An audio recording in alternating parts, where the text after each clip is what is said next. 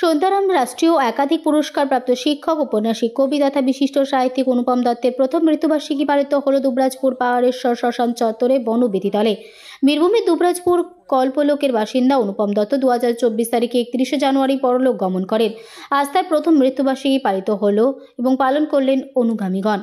এদিন সাহিত্যিকের প্রতিকৃতিতে পুষ্প অর্পণ করে শ্রদ্ধা জানান তার শেষ জীবনের জীবন সঙ্গিনী মালতী দেবী। তাছাড়াও পুষ্পার্ঘ্য, কবিতায়, সঙ্গীতে শ্রদ্ধা নিবেদন করেন সন্তোষ কর্মকার, বিমল ওঝা, নির্মল ভট্টাচার্য, আলতাভ, শান্তি কুমার রচক, সুভাষ কবিরাজ, রঞ্জিত মুখার্জি, শিবপ্রসাদ খা, শীতল বাউরি, নারায়ণ কর্মকার, অসীম শীল, সুনীল কর্মকার, বিধান রায়, শম্ভুনাথ সেন, তাপস চট্টরাজ, অজিত চৌধুরী, মুজিব দত্ত সহ জেলার বিভিন্ন প্রান্ত থেকে আসা 50 জন কবি সাহিত্যিকরা। এদিন মুজিব দত্তের জীবনের পঞ্চব্যঞ্জন গ্রন্থটি প্রকাশিত হয়, যেটি উৎসর্গ করা হয়েছে অনুপম দত্তকে। উদ্যোক্তাদের পক্ষে বিমল ওঝা বলেন, প্রয়াত অনুপম দত্তকে শ্রদ্ধা ও চর্চার জন্য এমন আয়োজন।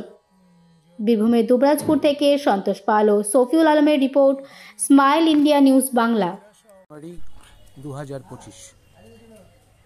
2024 সালের এই দিনটিতে সাহিত্যিক অনুপম দত্ত প্রয়াত হন। অনুপম দত্তের গুণমুগ্ধ অনুরাগীরা আজ পাহাড়েশ্বর শ্মশানে অনুপম দত্তের প্রতি শ্রদ্ধা জ্ঞাপন করার জন্য জড়ো হয়েছেন। সকাল 11:30 থেকে অনুপম দত্তের বহুমুখী সাহিত্যকর্মের বিভিন্ন দিকগুলি নিয়ে